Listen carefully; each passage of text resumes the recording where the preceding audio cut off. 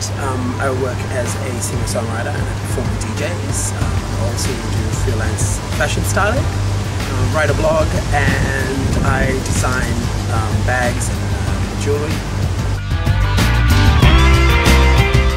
So today it's sort of a nautical sort of slash summer theme. It's a Ralph Lauren shirt, vintage waistcoat, I've got French Connection scarf on there. I've also got just a plain black t-shirt from Target. These jeans were made for me, my friend who is a designer. And I've got Country Road cream loafers on. A beautiful little watch by a brand called Triwa that I get at the collector's store. And I just bought this little ring from the collector as well, so a bit of everything.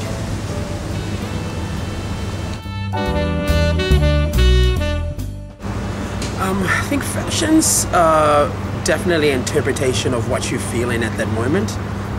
Like some days I get up and it'll be all black, which is sort of my staple because I'm all about covering sort of my size, but at the same time it's definitely a story of who you are, I think, because before anyone gets to know you, the first thing they see is what you're wearing. Definitely people and art, music. My mum inspires me because she's a fighter and she puts her family first. I've got friends who do creative things. They inspire me because they never let money stop them from doing what they love. And definitely I think God inspires me to be a better person, and music speaks to me in volumes.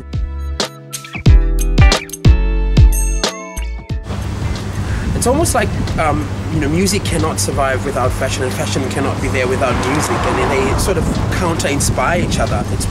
It's like it's one person, and music is the inside, sort of the soul, the character that the person is, and fashion is the outer skin, the skin, the hair, the lips, and so it's almost like they're just one person. And if you took away music, you take away fashion as well, because they survive and they live on each other.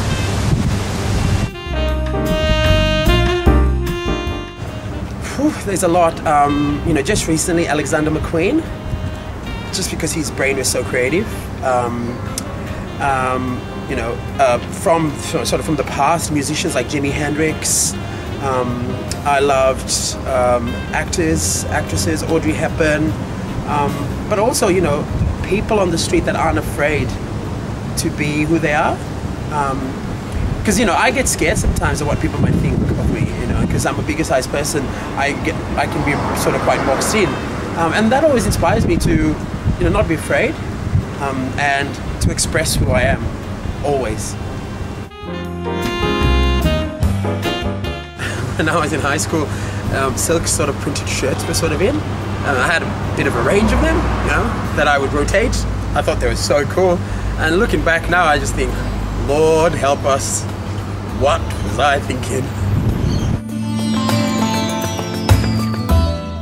I know, it's indescribable. I think growing up as a child, we didn't have a lot of money, and my mum was always very particular about the way we dressed, and I used to wear little jackets to church on a Sunday in the hot Fiji weather, a little jacket with a bow tie and little shorts and socks, and so I think it was sort of ingrained in me. But then as I got older, I realized it was a way of speaking, like it was another part to my creativity of singing, and when I wasn't singing on stage, I could be speaking fashion, and I just think it's amazing that year in and year out people can be so creative and come up with new ways to reinvent what's already there, and like to the point where sometimes I think I could never do that, and that's why I'm so crazy about it, and that's why you could say I'm addicted to it.